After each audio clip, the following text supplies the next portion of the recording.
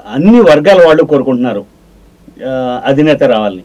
ఒకవేళ ఆయన రాకుండా ఆయన వేరే ప్రాంతంలో పోటీ చేయాల్సి వస్తే ఇక్కడ మీరు పోటీకి సిద్ధమేనా అని అంటే మీరు సిద్ధంగా ఉన్నారా? ఖచ్చితంగా సిద్ధంగా ఉన్నాను. ఏమాత్రం కూడా అనుమానం లేదు. అన్ని అర్హతలు నాకు ఉన్నాయి. ఎందు గురించి అంటే టోటల్గా కార్మిక నాయకుడిగా ఇది పారిశ్రామిక ప్రాంతం, కార్మిక వర్గం ఎక్కువగా నివసిస్తున్నటువంటి ప్రాంతం, కార్మికుల సమస్యలు చాలా ఎక్కువగా ఉన్నాయి. అలాగే పరిశ్రమల తాలూకా ఇది కూడా చాలా ఎక్కువగా ఉన్నాయి సమస్యలు. ఈవేళ స్టీల్ ప్లాంట్ ఉందంటే నేను హిందుస్థాన్ షిప్ యార్డ్ని ప్రైవేటైజేషన్ అవ్వకుండా అడ్డుకొని దాన్ని ఏ విధంగా కాపాడుకున్నాము అన్నటువంటిది ఆ అనుభవంతో ఈవేళ స్టీల్ ప్లాంట్ లాంటి పరిశ్రమను కూడా కాపాడుకోవడానికి ఆ అనుభవం ఉపయోగపడుతుందని చెప్పేసి నేనైతే అభిప్రాయపడుతున్నా. స్టీల్ ప్లాంట్ పరిరక్షణ కోసం కూడా కృషి అయ్యే అవకాశం ఖచ్చితంగా అధికారం ఉంటే అధికారంతో చర్చల ద్వారా సమస్యను పరిష్కరిస్తాం. అధికారం లేకపోతే ఉద్యమాల ద్వారా సమస్యను పరిష్కరిస్తాం.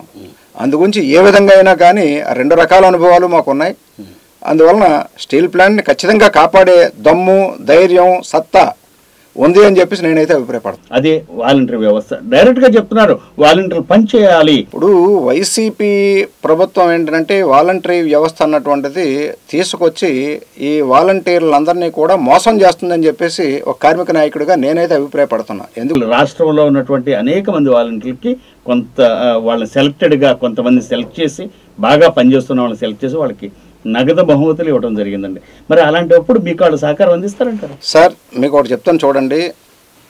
ఈతకాయ ఇచ్చి తాటికాయ తీసుకున్నారట.